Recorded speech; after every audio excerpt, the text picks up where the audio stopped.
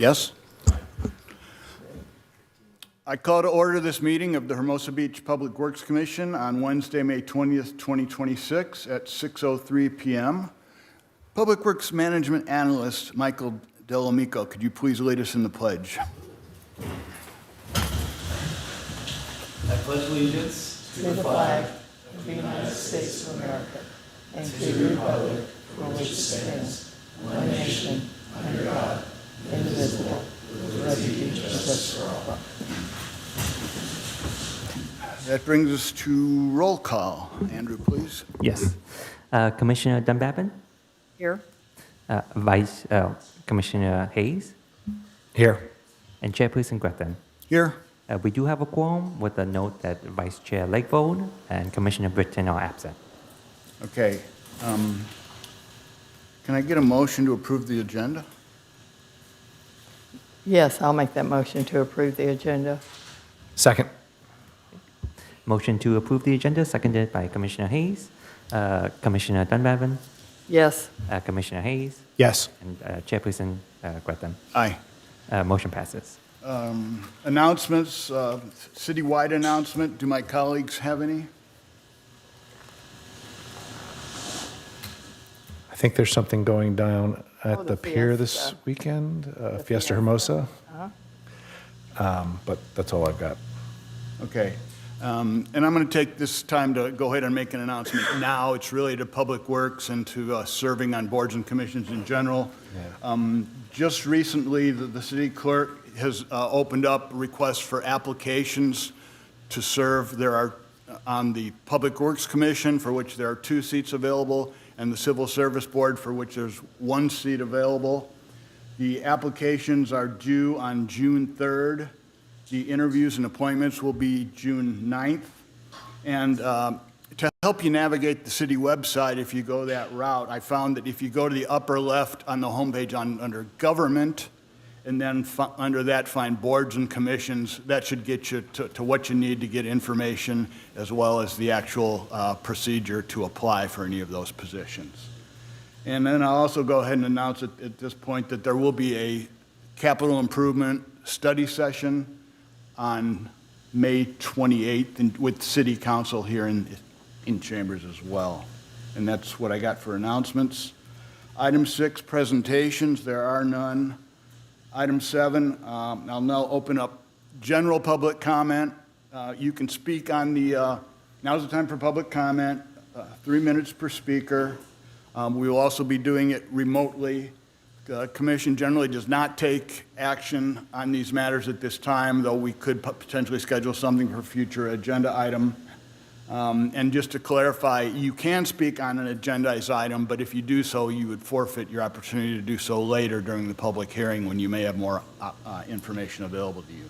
So would anyone like to come forward for general public comment at this time? Seeing none in chambers, how about on Zoom, Andrew? We have no one online wishing to make a public comment, Chair. Okay, so I'll close that, close the public comment. We're now at commissioner comments. I think we covered announcements. There's no response to public comment.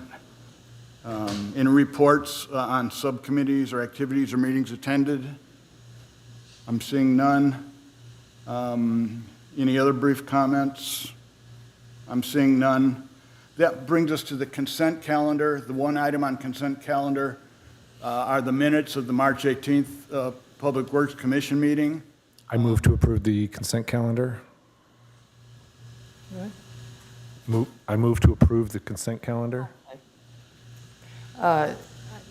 Yes, and I second that. I would like to make a comment, though, please. Please do. I would like to say thank you for mentioning in the minutes about my being gone on March 5th, because I was not aware of it until 2 or 3 months ago, and I'd already planned my trip. But the comment I would like to make is that would it be possible to put this meeting in the schedule for next year? I'm just making a suggestion so that if someone is planning a vacation, then they could see that there would be this joint meeting in March. So I think it's something that we'll revisit. This was a first time joint meeting that we've done. We kind of rejigger the way that the budget was created, and so we tried something new this year.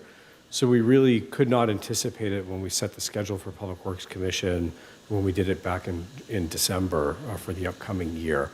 I think we want to see how things went. I think we had a very successful joint meeting with the commissions. I think we want to get through this budget process.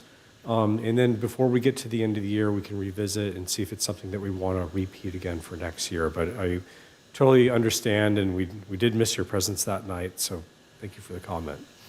And I did hear many compliments on your report, Joe, and just the information that was given out. So I just wanted to make that comment as long as we were talking about our minutes, so we can go ahead and take it. And I read your statement about your absence as well. And just to avoid any confusion, we ended up talking about the recent joint commission meeting with Parks and Recreation for the CIP, but actually the matter at hand here is approval of the March Right. Public Works Commission minutes, just to be sure. And we have a motion and a second to approve. So Andrew, please.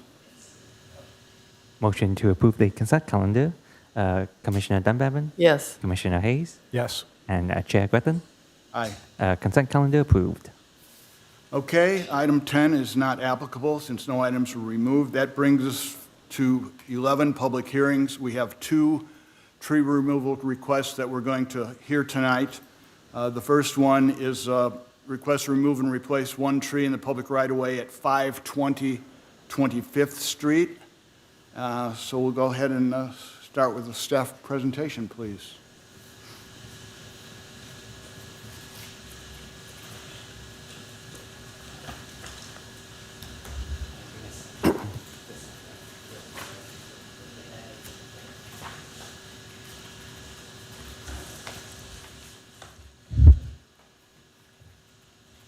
Okay. Good evening, chairpersons and commissioners. Happy Public Works Week. My name is Christian Alarcon, one of the assistant engineers for the Public Works Department, and tonight I will be presenting the request for removal of one pine tree in the right-of-way at 520 25th Street. This is a request to remove a pine tree that exceeds 12 inches in diameter as part of the residential development at that property. As you can see, the tree shown on the screen is located in the public right-of-way. As part of this development for 2-unit condominiums, it is subject to public improvements, which involves the construction of a 6-foot sidewalk. The applicant has applied for an encroachment permit to replace with 2 trees from the approved tree list to be installed on-site.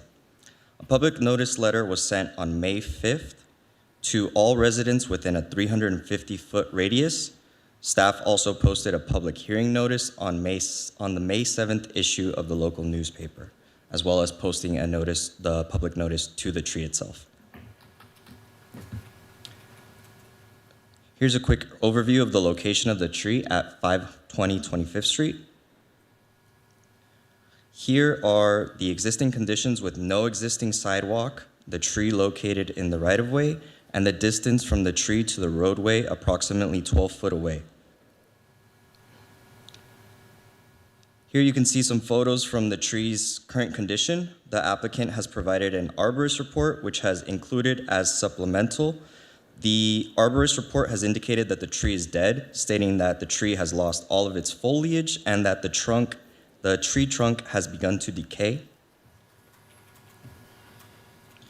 The proposed site plan shows the new sidewalk, curb, and gutter, along with the proposed location of 2 new trees to be planted in the right-of-way. Per the Hermosa Beach Municipal Code 12.36.06, removed trees will be replaced at a minimum 2-to-1 ratio with trees from the approved tree list. The applicant has proposed to install 2 purple plum trees at 520 25th Street, and this comes from the approved tree list. Staff recommendation is to approve the removal of the dead 15-inch pine tree located in the right-of-way fronting 520 25th Street and accept the planting of 2 replacement trees on site per the approved tree list. I'm happy to answer any questions if you have any. Before questions, I'll ask my fellow commissioners, does anyone have any ex parte discussion, for example, a site walk of any kind? I walked by it last night. I visited this side. Yeah, I visited as well. I didn't see anything in addition to what you've stated or in conflict with what you've stated. Any questions for staff? Okay, seeing none. Since this is a hearing, I will now open up public comment. If the applicant is here and would like to speak, they are allowed to go, invited to go first.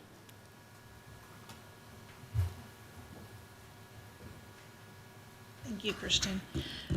Good evening, Chair and Commissioners. I'm Stacy Strauss from Soror & Associates. I'm here on behalf of the applicant. Appreciate the staff's recommendation, and the applicant is in agreement to the conditions proposed to plant replacement trees. Of course, do the curb, sidewalk, gutter, increase the sidewalk size, but really we are here to request removal of a dead tree and replace it with 2 live trees.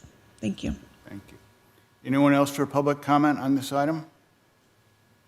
Seeing none, one more in chambers. Andrew, anyone online? Yeah, no, we do not have anyone via Zoom wishing to make a public comment on this item, Chair. Okay. Any questions of the applicant? Okay, so I'll go ahead and close public comment, and we'll bring it back to deliberations and/or a motion. This tree is dead. I move that we approve the removal of the tree and replacement of 2 trees on site. I'll second that. And I'll add that not only is the tree dead, but the assertion that it's dead is supported by the arborist report. And so just wanted to note that that's significant as well, at least in my mind. So can we get a vote to approve the removal? Yes, And motion. replacement with the 2 trees as stated in the staff report? Yes, motion to approve staff recommendation. Commissioner Dunbarton, Yes. Commissioner Hayes, Yes. and Chair Gretton. Aye. Motion passes. Okay, And if I could I make a comment, yes, please? please do, Commissioner Dunbavin. I don't know if the city has ever thought about whenever something like this comes before the city where the tree's dead, there's actually been an arborist that has said, yes, the tree is dead, that the staff could just make the decision so that they're not held up with any work that they may be doing in the area, the residents. No. Thank you, Commissioner Dunbabin. So the code technically allows the director or myself to make the decision if it's dead to remove it. I think as a matter of practice, we have brought forward these items if there isn't any imminent threat of it falling.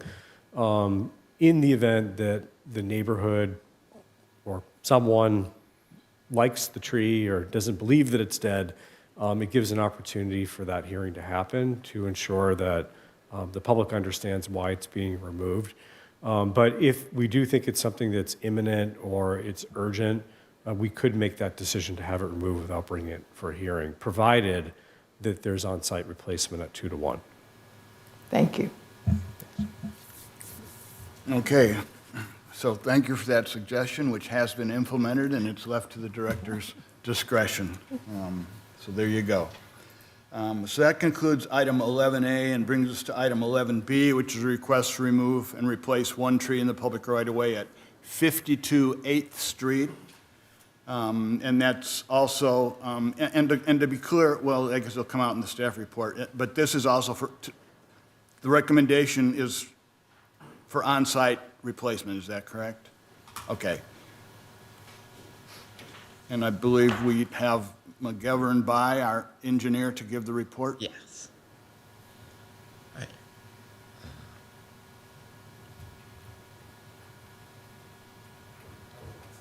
Okay.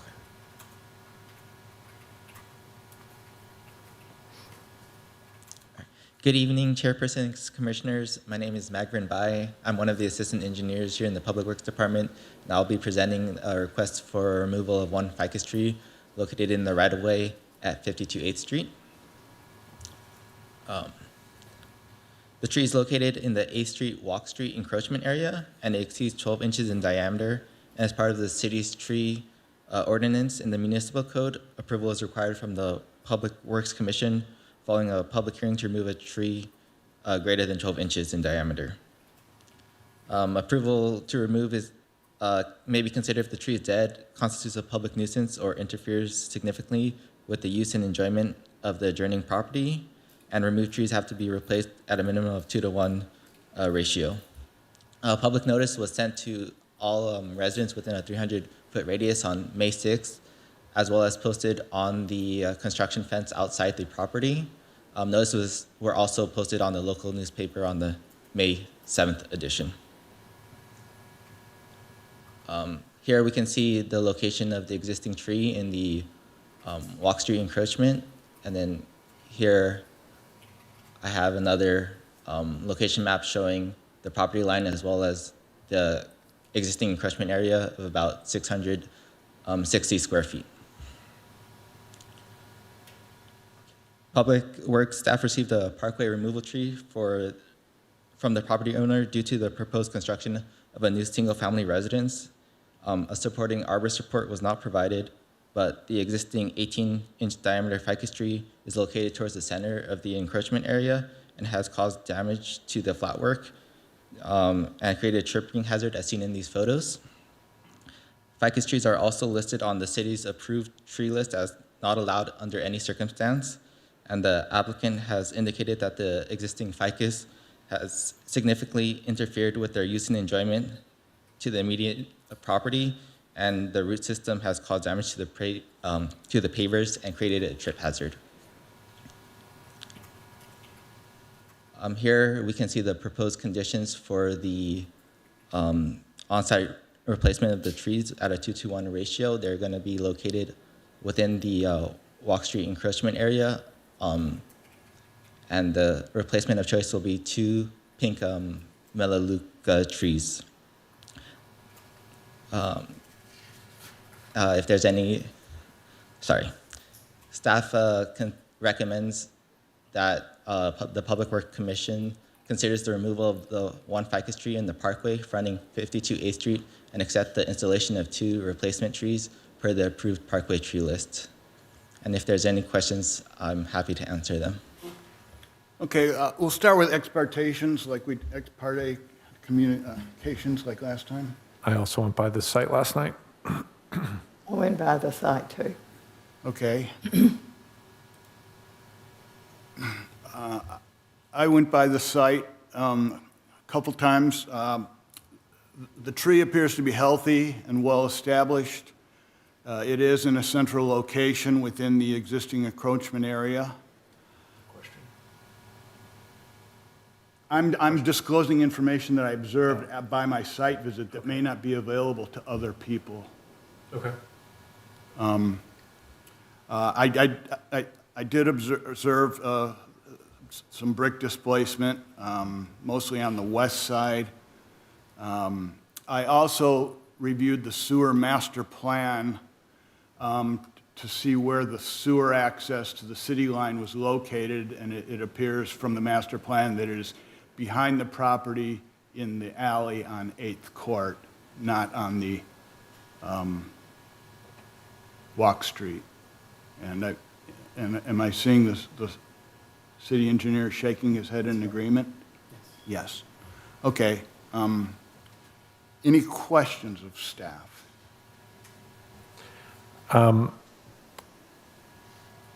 Is it possible to, I'm assuming that this patio is going to be repaved as part of the construction project that's going to happen. Is it possible to trim the roots or do something to prevent this from keeping the tree in place and preventing the roots from being a problem in the future?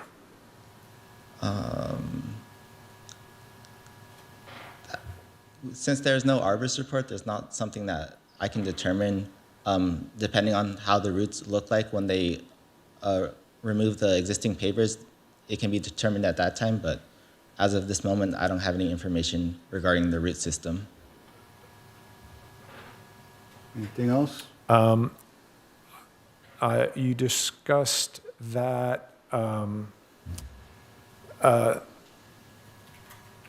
that there's paver displacement on site, which is interfering with the enjoyment of the property. But what about the is this tree causing any problems on any adjoining properties? Not from what I have observed. Okay. And then just a side note, it would have, you had some decent pictures of the tree in the staff report or in the presentation, but there were not really in the staff report. And going out to the site, there's a construction fence, it was kind of difficult to see. It would have been helpful to have those included in the staff report. That's all I've got. Commissioner Dunbavin? Basically, I had the same thoughts that Scott has. However, my other thought is that if we look in the report, is that ficus trees are a no because of what they do as far as tearing up the ground on the sides of them. And I did notice there was another ficus tree there that was pushing part of the construction of the wall over. Not this particular planter, but one that was actually on 8th Street.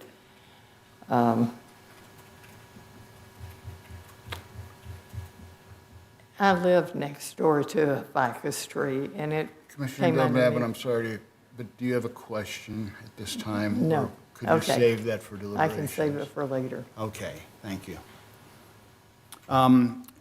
So a couple things in the staff report. You show the photos. Are those two photos of the same side from different directions, or are those photos of different sides? It's from two sides. Okay.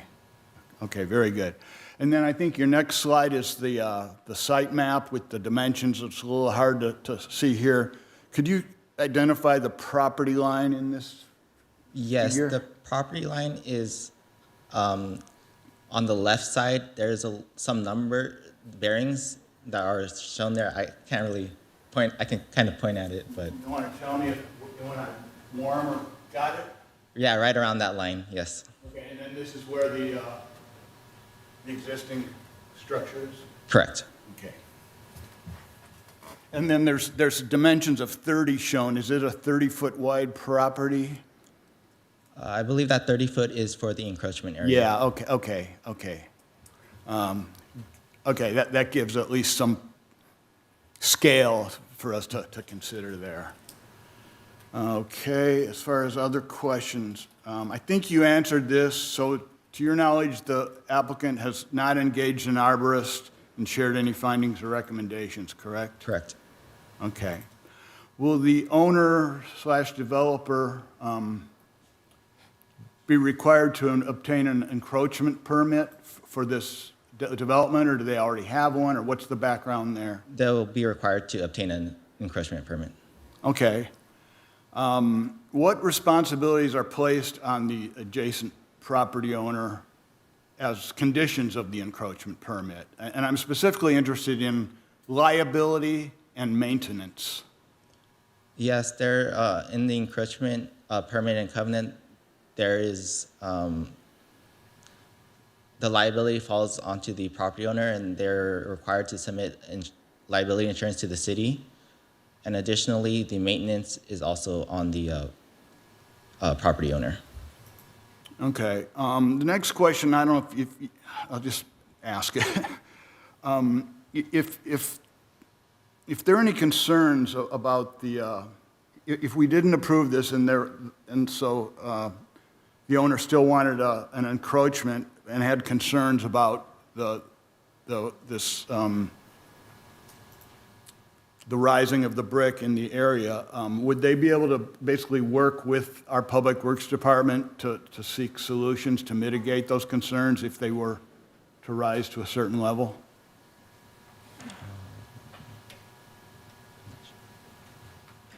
Can you clarify the question? I'm sorry. Could you just repeat it one more time? Would the city be willing to work with the property owner to address any concerns within the encroachment area. With an approved encroachment permit or without? Yes, with an approved I permit. mean, if there's an approved encroachment permit, the maintenance would be the responsibility of the property owner. Okay, so I guess what I'm getting at is, would they need to get approval of the maintenance? That would be part of the encroachment permit approval process. Okay, so they would have to put together a plan and submit it, Yes. and then that would be handled up as part of the process. Correct. So it sounds like what I'm calling collaboration would be inherent in the approval process. That's how I'm reading this then. Sure, Chairperson Gray, are you asking if we would collaborate on how maintenance is performed? Oh, okay, ignore what I said about collaboration. You finally got to the heart of my question, which is, what would the process be if they needed to perform some maintenance to mitigate something, the concern they had? And the answer is that would be part of the plans, part of what they submit for the encroachment permit. So I believe my question is answered. I shouldn't have attempted to summarize. I'm happy with the answer I got. Okay, that's all I have for questions, unless there are more. I have one other quick question, which is adjacently related. Do we have regulations as to what can and cannot go in an encroachment area? I've asked this question about parkways, and I've gotten vague answers, but do we have more rules for encroachment areas? Yes, there are more specific rules for encroachment areas. In general, what I'd say is if there is structures within the encroachment area that are not easily removable, those are not allowed. Examples of those would be walls, retaining walls, stairs, planters that are considered not easily removable. So we usually, for encroachment areas, for fences and things of that sort, we would recommend putting in fences that are not masonry block walls, more so picket fence type fence walls or iron fence walls or something that's not going to be difficult to remove and considered a What about permanent structure. flat surfaces? Flat surfaces are permitted. So, but, can it be brick, can it be concrete? Flat surfaces, concrete can be, as long as it's not built up. So concrete. This was, yeah. again, not really related. I've just my curiosity because I know we don't have the same type of rules for parkways. That's it for me. Commissioner, I do have any follow-up? I do have a question. If this tree, if it is kept and the roots do grow underneath the neighbor's property, does the city have any liability if we denied the owner the right to take the tree out?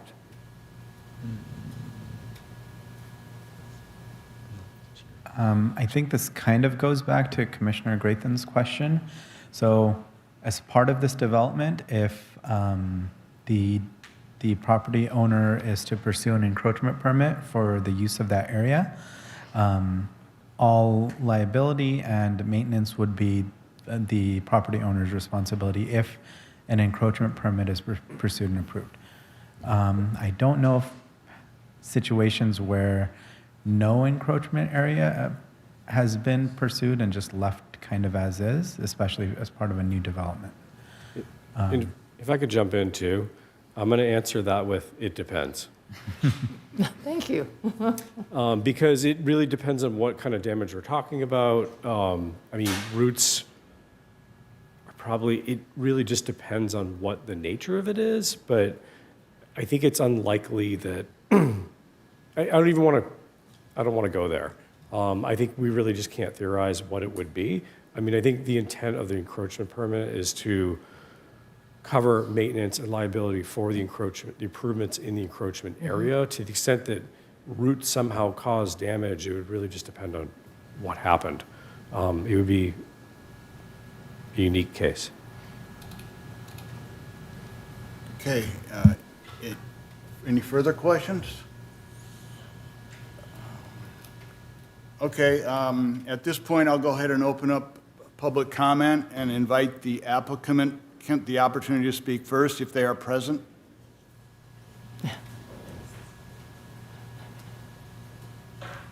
So I'm actually really here for this item because the last item was, we are in agreement with the staff's recommendation. But again, I'm Stacy Strauss here on behalf of the applicant. And I typically don't come before you because I typically work with projects just like this, getting them through all of their approvals to get a building permit. But when I'm listening to the conversation tonight, I do have prepared remarks and I want to give those to you. But when I'm listening to the conversation, the questions you asked, they're the exact questions that give us a reason to make this request to remove this tree. This is a ficus tree that is impeding the adjacent property owner's ability to use their property, enjoy their property, and in the second case, it's causing a hazard. As you notice, there's a trip hazard and damage to personal and city property. And there's a reason why the city prohibits ficus trees in the first place. But I do want to point out a couple conflicts I think that you're struggling with. On one side of Public Works, you do issue approvals for encroachment areas, and that includes review of plans. And those plans are required to have permeable area for drainage, and they have a list of approved plants that can be in that area, and that list does not include a ficus tree for good reason. The exact reasons that you're mentioning. They're invasive, they are not drought intolerant, they're non-native, and they are very destructive. In addition, this particular ficus is in a planter, which is in a raised bed. That would also not be allowed in an improved encroachment plan that would be approved by the staff. So there's an existing permanent structure built in the encroachment area that's not allowed. It's a planter. It's a raised bed that would not be approved.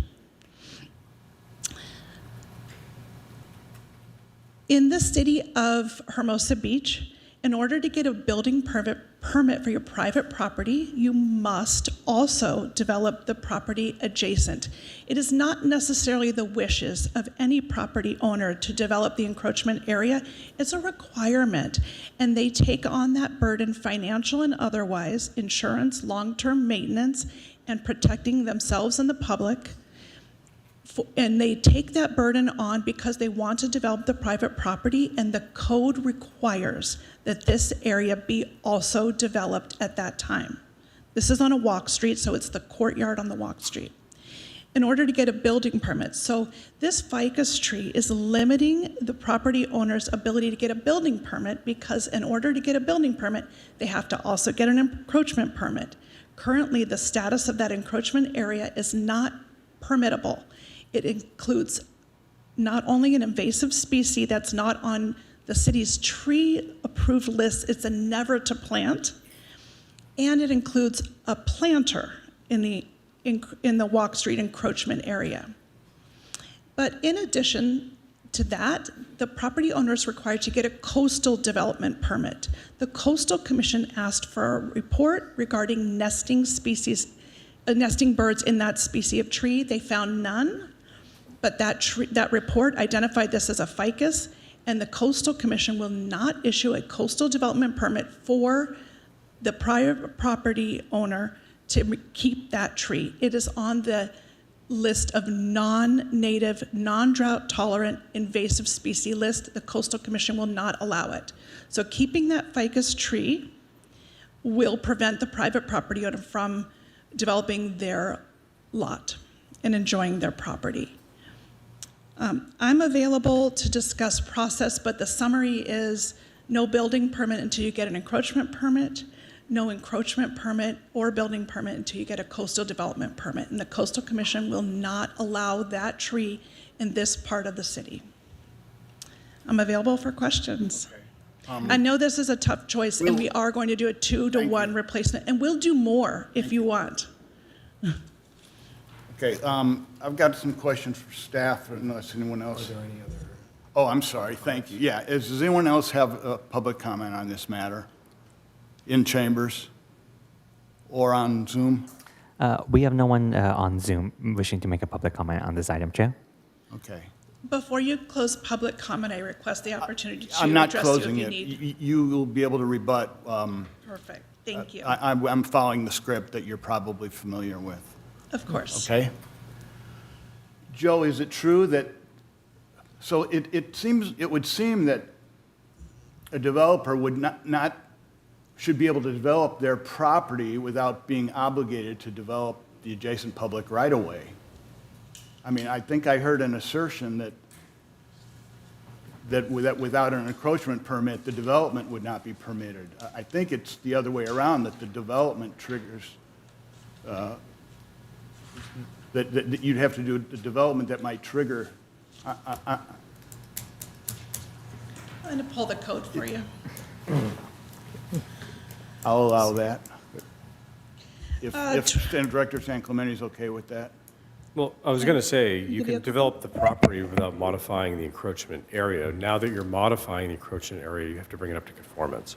Can I give a couple additional? Sure.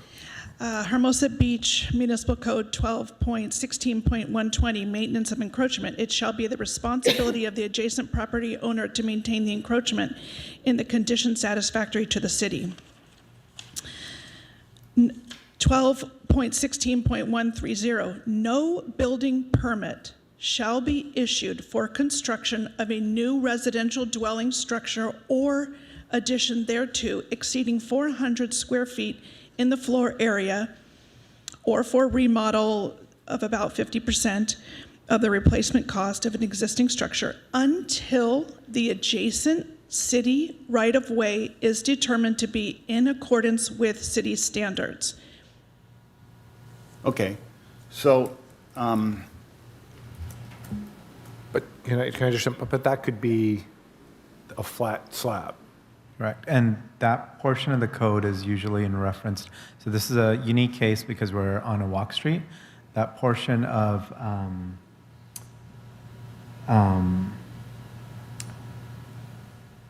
public improvements adjacent to the property is usually in reference to sidewalks, curb and gutters, and half the frontage of the street or alleyway.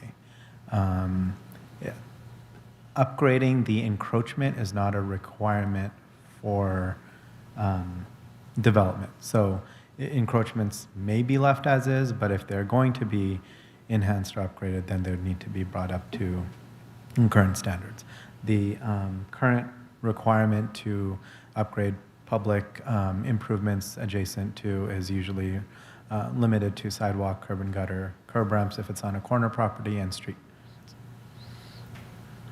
but the requirement to maintain the encroachment, that's if there is an encroachment in the first place. Isn't it possible that there could not be an encroachment because either the owner decides to choose not to encroach or because the city denies the encroachment permit?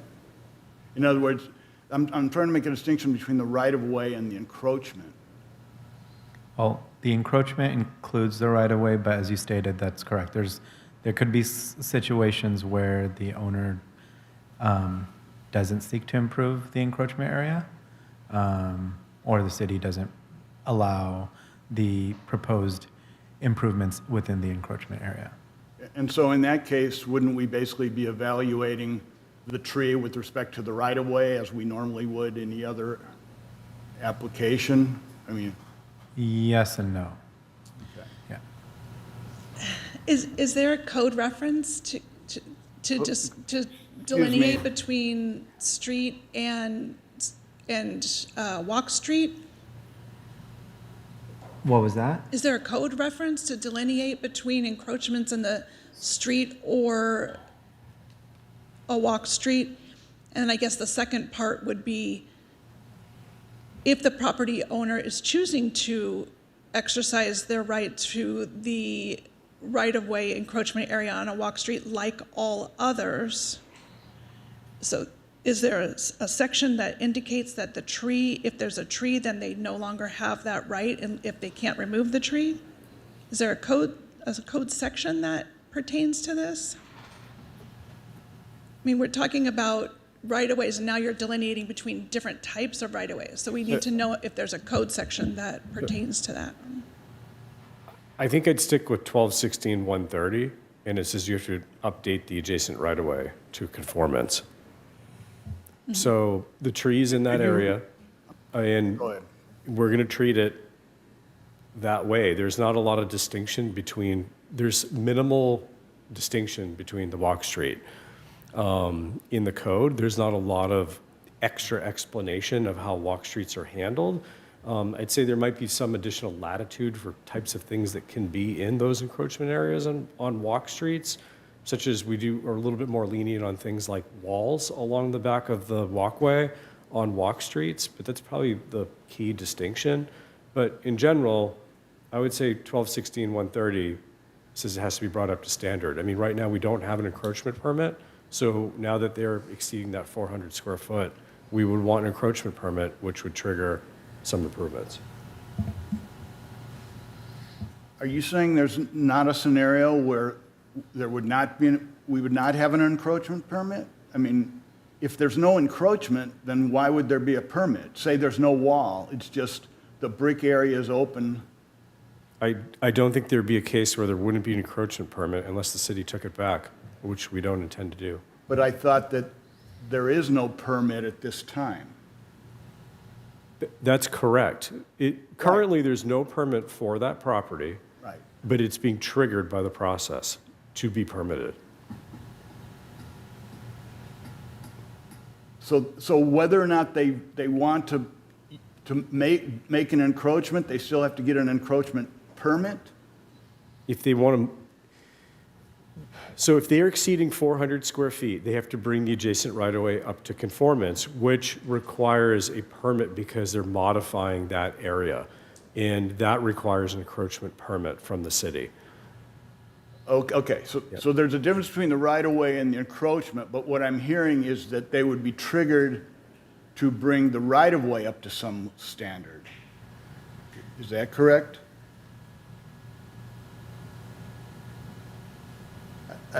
I think you just said it a minute ago, unless I Yeah, misunderstood. and I think we might be getting off topic because I don't know that with the right-of-way, we're talking about the encroachment area adjacent to the property only, and I think that's what's up for debate tonight because the tree's in that area. I don't understand how there can be if there's no wall or no encroachment, I mean, Right. I don't see the right-of-way and the encroachment as the same thing. If there's no physical structure constituting an encroachment. I think that the term of encroachment might be, because there are two ways to use the word encroachment. So when you are, as a verb, encroaching on public right-of-way, that if my private property had a structure that was overlapping on public right-of-way, that would be encroaching. But this is a different use of the word encroachment area, and I think the distinction is that we use right-of-way and encroachment area interchangeably. So what the code is saying is that we're required to improve the area adjacent to our property. Just like the previous applicant, they are doing curb, gutter, sidewalk, and in that, other public uses like fire. Okay. et cetera. I'm familiar with that. So I guess I'd ask, what improvements are triggered by this development under the code? So in this particular case, the specific improvements that are required would be, there's no curb and gutter. It'd be paving half the walk street, as well as paving half the alley behind the property. That's specifically required. So and I'm familiar with that, but aren't there cases where there's no need to repave? I don't know if you can answer this, but do you plan on requiring them to repave the sidewalk? The walk street sidewalk? Yes. Yes, they'd be required to do half of it in their frontage as part of this development. Okay, and would you be requiring them to do anything within the rest of the right-of-way between the sidewalk and the property line?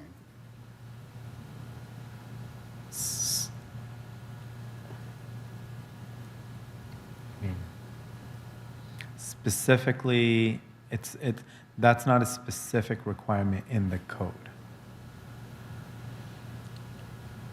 Okay, okay. So if you look at city property, from the property line to I don't, center is I all want you to city. keep this brief. We can't have a go back and forth on and on and on. That's all one area. The private property owner is required to go to center line of the sidewalk. Is that correct? That's correct. The encroachment area is not distinguished from the center line of the sidewalk. It's center line of the sidewalk all the way to property line. There are different items that can be done, such as walkable path or enclosed courtyard, but that's not a different area. If you're requiring us to improve all the way to center line of the sidewalk, that's the entire area. It's not broken up into pieces. That's all city property from private property line to the center of the sidewalk. That's not correct. I mean, I guess I'd give examples on Monterey where it's not a walk street, but there's about 15 foot of encroachment. No, I We mean do on not- this one. I'm sorry, on this particular property. So yeah, so I'm trying to give an example of, if you're stating that it's a requirement to go from property line to the middle of the sidewalk, that is not the requirement from the code. And I'm trying to give examples of where it wouldn't be required, where there's encroachments. Right, I'm just saying on this particular property, there's no distinguishing the encroachment area and the sidewalk that we have to then improve. It's all continuous, so the way it's going to be developed, if it's approved, is all the way to the center of the sidewalk will be done with city grade asphalt, correct? Well, in this case, it's concrete, but Concrete. And then the encroachment area per approved city plan. The city would never approve a planter or that tree to be planted if we applied for it today. Would never approve those two items. Okay, so let me say something first. As for ficus trees, there is nothing in the code that says that we can remove a tree based on what species it is, even if it's a ficus. The tree list that does not include the ficus on it is cited by the municipal code only for the purposes of new trees and replacement trees. So we just need to, I want to make sure that we all understand that. So the fact that it's a ficus is not, to me, an argument for, well, public hearing is still open, so I'm sorry I jumped the gun and deliberated because this is getting kind of mixed up. I think I'm ready to close the public hearing unless you have anything more. Nope, I don't have anything in addition. Okay. Thank you. So again, anyone else? We already did this, right? There's nobody on Zoom? Yep, just another double check, but we do not have anyone via Zoom wishing to make a public comment on this item. So I'm going to go ahead and close the public hearing, or the public comment portion of the hearing, and bring it back.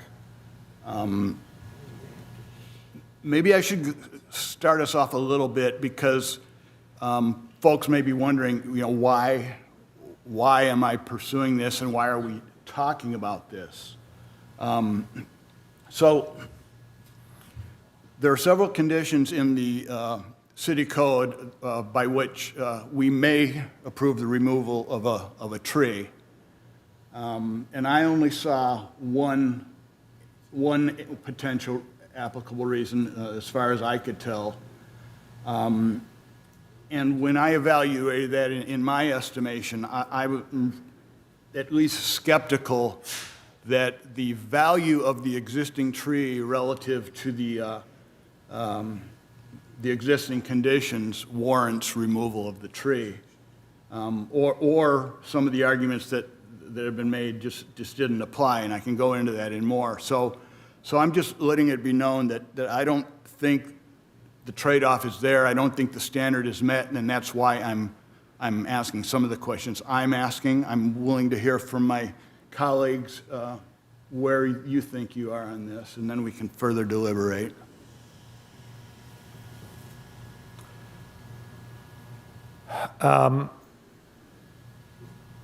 I struggled with this one a little bit. It's not anywhere near as cut and dried as the previous one. You know, that courtyard is currently a mess.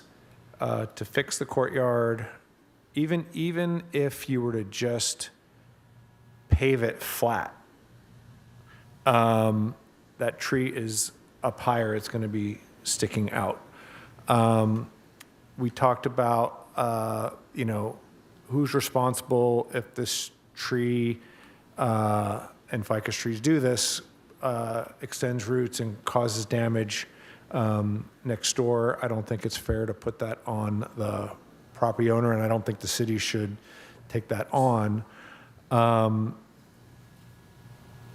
If this were a different tree that is also not on the list, I probably, I could probably be swayed, but I'm probably leaning towards approving the removal. Commissioner Dunbar? Yes. Well, as I was getting ready to start to say a while ago, is that I had a neighbor, well, I still have a neighbor, who had a ficus tree. And she tried to be very good about trying to cut the roots and do all that. It still grew under my driveway and ruined my driveway. So I guess I go back to if we say leave the tree there and then it grows under and damages the neighbor's properties because he or she cannot remove it because the city won't allow it. So I'm all for allowing it to be removed. Okay. So I don't think I've heard of what it is in the code that you're citing as the reason for removal. And I'm also hearing that you're doing it not on the existing condition, but you're presuming a future condition. No, I'm saying that this interferes significantly with the use and enjoyment of the property. And by the way, I would like to get clarification because this comes up all the time. I'm reading from the plan, but I believe this is quoted from the code where it says the enjoyment of the immediate adjoining property. I'm assuming that means immediate adjoining the tree and not the property that the tree is on. Am I correct in that? We don't care what's happening with the neighbors, we care what's happening on the property that has the tree on it. That would be my understanding. This has come up before, that's why I'm not I'm sure. asking for clarification. That's my understanding as Okay. well. So, you know, it's currently, even if they were doing nothing to the property, the tree is creating a tripping hazard, which is interfering with the use of the property. It's further complicated because is it a public nuisance because that's city land? I mean, it's not accessible to the public, but anyway, either way, I see it as being interfering with the use and enjoyment of the property. Okay. I see it as interfering with the use and enjoyment of the right-of-way, but not interfering with the use and enjoyment of the property itself. In my experience, invoking use and enjoyment of the property is something, and I'm not saying there can't be another, first time, but it's usually been on for conditions that have prevented outright redevelopment of the property. So Like when you had to put in a new sidewalk, and the tree was in the way of it prevented you from putting in the sidewalk, and so if you didn't remove the tree, you couldn't remove the sidewalk, so you couldn't redevelop the property. If we just have a low bar for the use and enjoyment of the property, anybody who just doesn't like the tree can say, I don't like this tree, it's interfering with the use and enjoyment of my property. No, this tree is creating tripping hazards. Well, And I- now this is okay, go where ahead. my comment to the applicant is an arborist report would have been really handy that said, you know, we could or could not have trimmed the roots. You know, that would have made it more of a slam dunk. You talk about it being, you're saying it's not their property, it's city property. So if that's the case, shouldn't the city be the applicant by your argument? Well, I would say that usually if you have first of all, it looked to me like it was about a 3-foot by 3-foot area, well out of the way of where the sidewalk is, and the displacement looked pretty modest to me. And so, and by the way, one of the conditions for removal is if it's affecting the sidewalk. It's not affecting the sidewalk, but it is. What I would pursue if I was trying to, you know, and what I'm continuing to evaluate and focus on is if it poses a danger to persons or property. So I think that's the part of the code that we're now kind of homing in on. I've got my entire tree code in front of me. So it says, conditions constituting a nuisance include but are not limited to dead or diseased trees, trees constituting a danger to persons or property, trees impairing vehicle visibility, utility wires, damaging the sidewalk, and impairing pedestrian use of sidewalk. So I think the only potential condition is the danger to persons or property. And a couple of things we've touched on is Commissioner Dunbabin focused on the concern about future damage, perhaps to the adjoining properties. The existing property has damage. I mean, it's clear the roots are tearing up the bricks. Well, it's not a matter of if there's damage. The question is there a danger? Yes. Yes. Okay. So I envision two scenarios here. One is a scenario where there is no encroachment permit granted. The developer develops up to the proper line or some area that's less than all the way out to the tree. Okay? And I look at that and I say, this whole brick area is now just a part of the right-of-way that is functioning as a very large tree well. And the portion where there is some displacement in the modest displacement of the brick is not in a well-traveled area. So I would say that it's not much of a danger. Chairperson Grayson, I'd just like to clarify an item. As far as there being an option to not do anything in the encroachment, within the encroachment area, we do have, the tree is in the planter. We wouldn't allow the planter to remain. So there would be some improvements in the planter that's surrounding the tree would need. Which would put the base of the tree about a foot above Correct. grade. So I do want to clarify that, and I think that might have can't been do. one of the points that I didn't quite answer the same way that Ms. Strauss was trying to explain. So that planter would need to be removed. Okay, this is new news. And then, okay, and so again, the removal for that would be, all right, I'm not going to pursue it. I think I've heard enough there.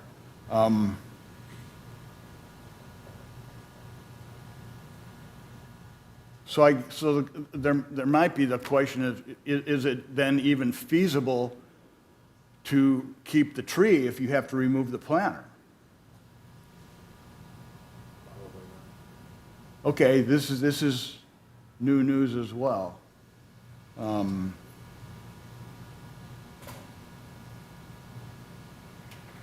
Okay, and then just to complete my train of thought, nevertheless, under the scenario where it's not just a big tree planter with a little bit of damage in a non-well-traveled area, there is the scenario where you do have the encroachment, and then the liability would be on the property owner, but then they would also be able to do what they could to mitigate that trip hazard through the development and include that in their encroachment. So,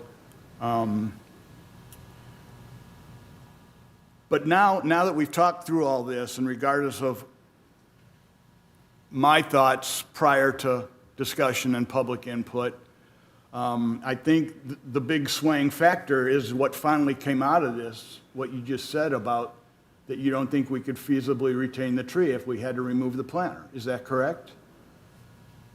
That's correct. Yeah, the planter would be, to bring it up to conformance, that planter would need to be removed. We wouldn't allow the planter in the encroachment. Okay. With that in mind, I don't have anything else to say, and I would be willing to entertain a motion. I move staff's recommendation to approve the removal of the tree and accept the installation of 2 replacement trees per the approved tree list. I will second that. Roll call, please. Okay. Motion to approve the removal of the ficus tree on the right-of-way fronting 52 8th Street and accept installation of 2 replacement trees per approved Parkway tree list as part of the removal. Commissioner Dunbarton, Yes. Commissioner Hayes, Yes. and Chairperson Gretton. Aye. Motion passes. Thank you.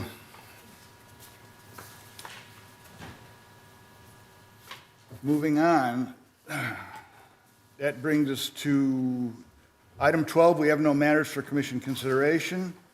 Future agenda items, I don't have any. Does anyone? So that brings us to item 14, Public Works Director Report. And for this, I'll leave it to you, Joe and/or Saad, to say whatever you want to say, given that we had a CIP joint study session and we have a study session coming up. I'll leave it to you how much you want to say this month. We did receive the reports, and we'll be able to ask questions after you say whatever you would like to say at this time. All right, thank you for that. Yes, we just had a very robust discussion at the joint meeting on May 5. I'll just reiterate that we are going to be having the City Council CIP study session on Thursday, May 28th, so next Thursday, where it will be similar presentation report. I believe it's actually now published and available on the agenda, but we will have a very detailed discussion on Thursday evening. So I did not plan to go into detail on any of the reports, but we're definitely happy to answer any questions that you might have on any of the projects or provide updates at your request. I have some questions. Questions? Commissioner Dunbarton, please. Okay. First of all, on item, are we on the we're not on the CIPs. Did you want to talk about the CIPs or anything now? I think in regards to the status report or the CIP reports, I'm open to answer any questions that the commission might have on either of those reports that were attached to the agenda.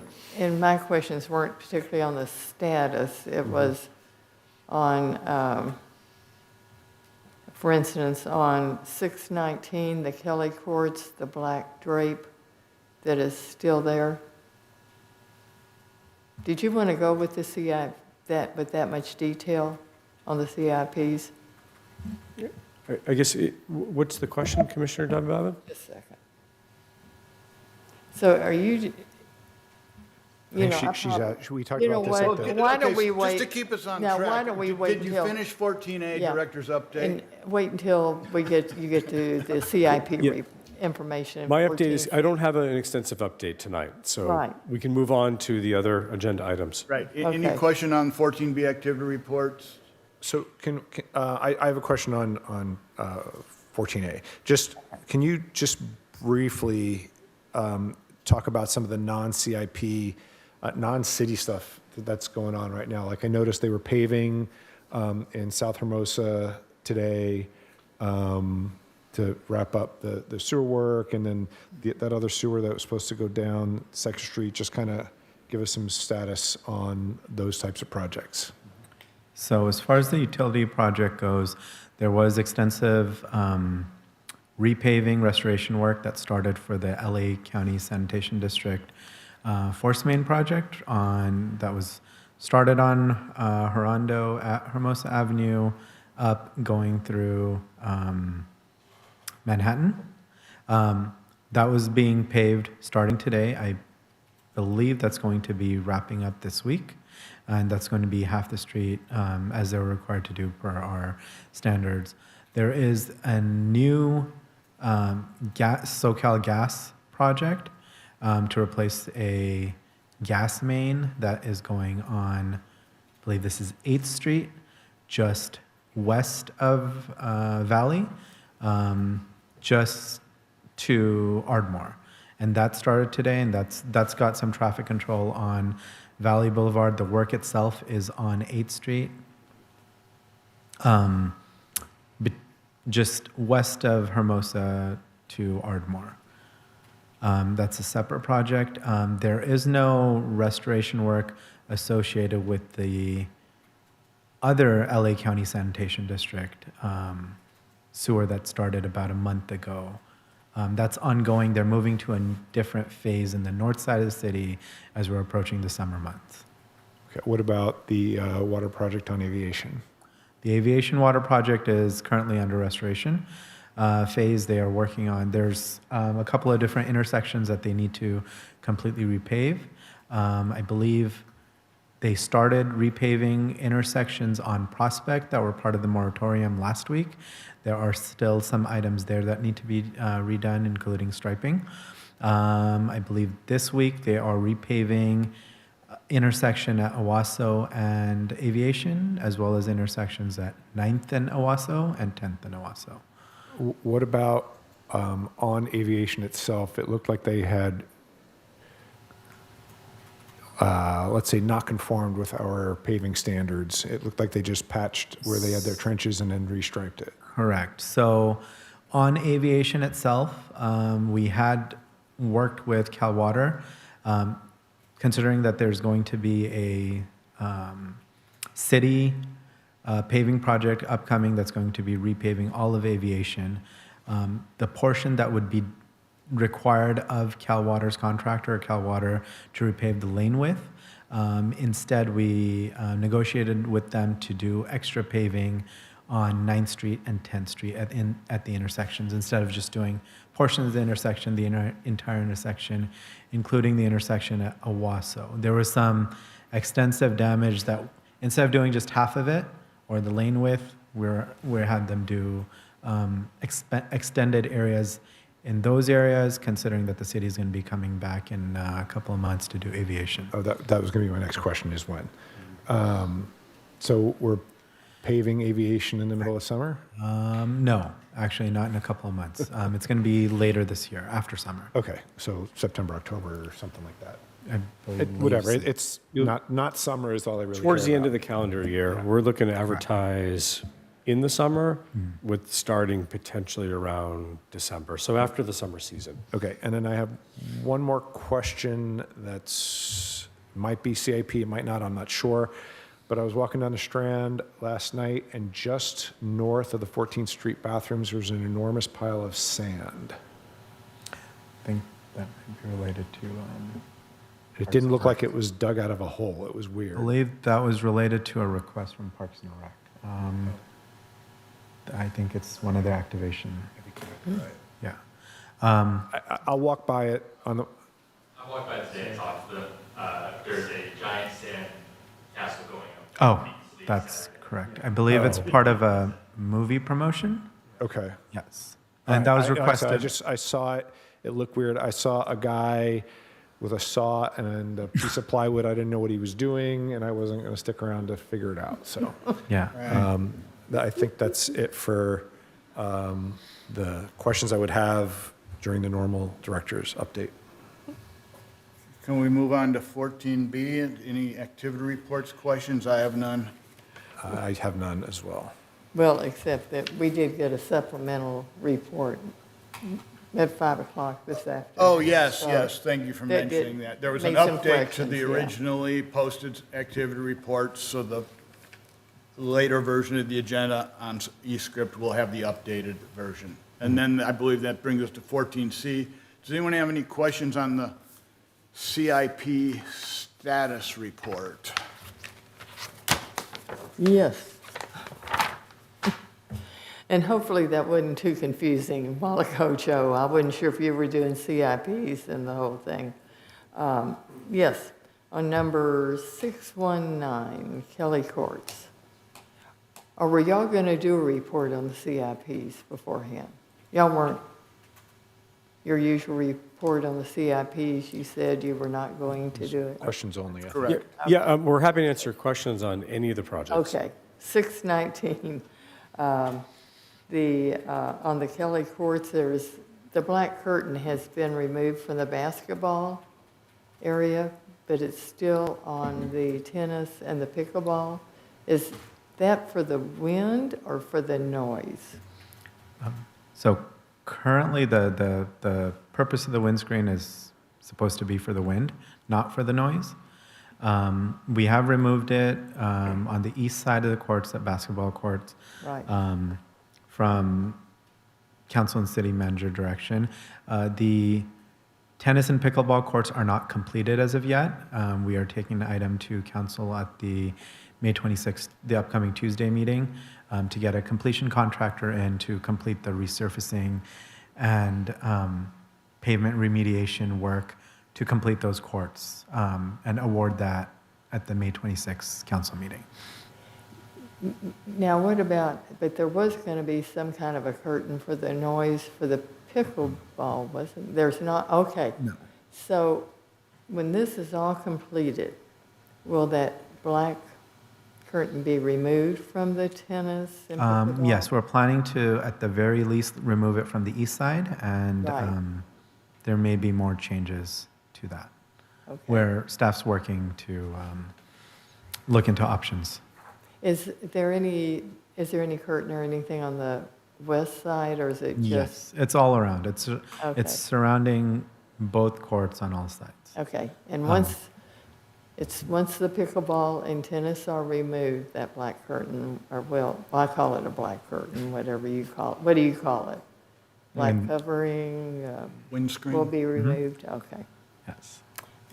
Okay, on number 621, the upper pier lights, and I'd heard that some of the street lights were going to be changed to LEDs. Is that happening? I know it's happened on a couple of poles, but is it going to happen everywhere on upper pier? 621? Right. So currently on Upper Pier, we're testing one LED retrofit. It's in front of Stecca. If you go out there tonight, you might see that it's a slightly different color than the other lights that are out there.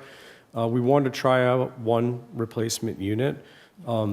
At the joint meeting, and again, when we come to CIP study session, one thing that we are proposing is to defund the comprehensive downtown lighting project and replace it with two supplemental projects. So that would be two-part. One would be LED retrofit on all the I believe it's 28 streetlight poles on Pier Avenue, and we're doing that first test model to see how well it works. And the second component would be putting string lights year-round on the palm trees in the center median. And that's currently our two-stage supplemental proposal to City Council. They'll hear that proposal Thursday night, and then ultimately it would be subject to budget adoption. Okay. And so it's being held, they're meeting on the 28th. Okay. Let me see what else there was. I think those were the only ones I had questions about. Before I left 3 weeks ago, I went through the parking lot C and 14th Street restrooms, and those look great. So I really didn't, I think that was it for mine. Anything else occur to you, Commissioner Hayes? Yeah, Green Streets, is that done? Other than, done When I say done, I mean in the field, not necessarily close out. There are very few punch list items that remain in terms of just finishing touches between the permeable gutters that have gone in and the, so they've been out this week doing punch list items. Okay, but it's substantially complete. Yes. The CDBG sidewalk improvements, That is also wrapping up this week with, I believe, punch list items to be completed next I week. would, whoever did the saw cutting for the asphalt in the street around the concrete sidewalk part looks great. Whoever did the saw cutting around that to prep for the asphalt should be given a breathalyzer. Looks awful. It's Second Street, that's all I've seen. I don't know if there are other locations, but it's like weird geometric shapes. It looks absolutely awful. I would have made him do it again. May I interrupt? Sure. Where are you talking about on Second Street? On Second Street, Second and Monterey. Okay. Thank you. And maybe it'll look okay once some time goes by and it kind of blends with the existing, but it just, with the stark contrast, it just really doesn't look that great. And then I was going to ask, so what is ETA on? Well, yes, you said you're going to council next week, a week from yesterday, right? Correct. For the replacement contractor, and then how long before they For get started? and how long before completion they- and reopening of the tennis and pickleball courts, we're looking at August. Okay.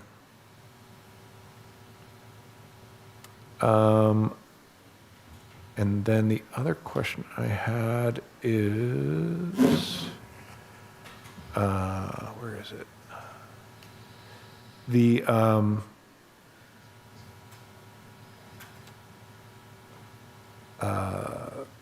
infiltration project, I can't find it on here, right? Stormwater dry well assessment.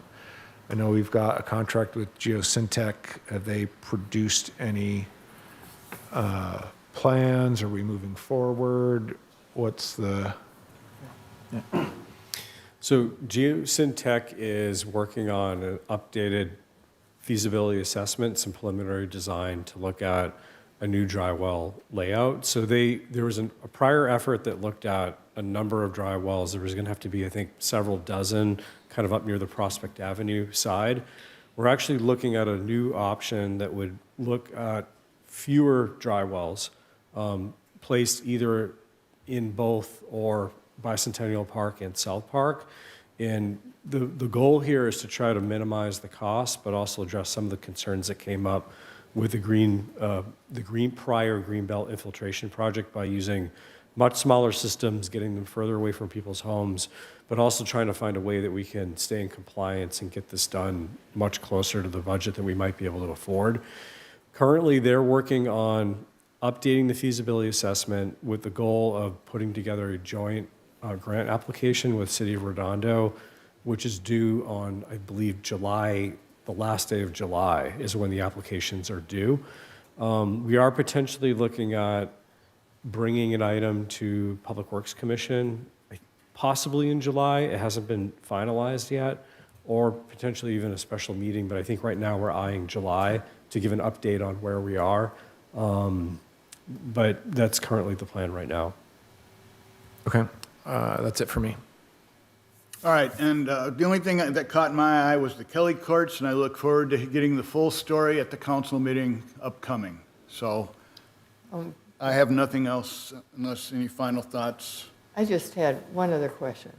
You know, just in looking through the CIPs and 114, which is the Greenwich Village undergrounding, that the property owners in that area, they pay every bit of that, correct? That's correct. It's 100% paid by the district.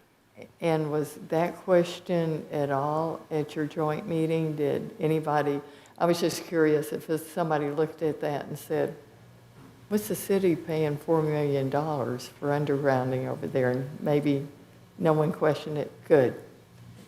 I just think that everyone needs to know that the property owners are the ones who are paying it. They are paying, but they're also taking staff time. So if they're. Are they if- paying for staff? Yeah, they're paying for staff time, but if the staff is working on the undergrounding, they're not working on something else. Yeah, So gotcha. they are paying, but there are additional consequences. Yeah, okay. Okay, with that, I believe that concludes 14C and all of 14. That brings us to item 15, adjournment. I adjourn this meeting at 7:23 PM. Thank you and good night.